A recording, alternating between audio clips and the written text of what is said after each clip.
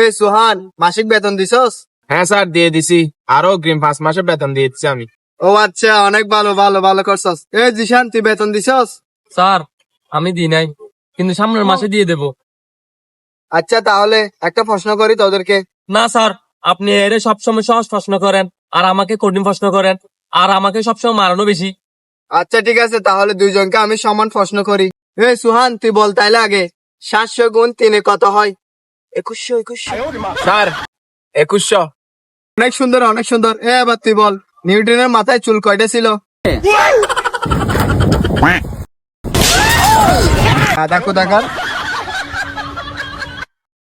এই শুন, তোরা দুইজনকে একটা ইংলিশে প্রশ্ন করতেছি। এই সুহান বল, আমি যাইতাছি, এটার ইংরেজি কি? Sir I am going. আরে কত সুন্দর প্রশ্নের উত্তর দিলি। এই গাধা, ওর থেকে শিখ, কত সুন্দর করে প্রশ্নের উত্তর দে।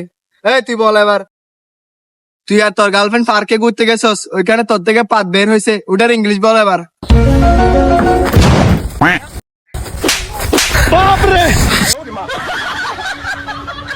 কাদা কোথাকার, পড়ালেখা শিখাস না, মেয়ের গার্লফ্রেন্ডে ফেলবো।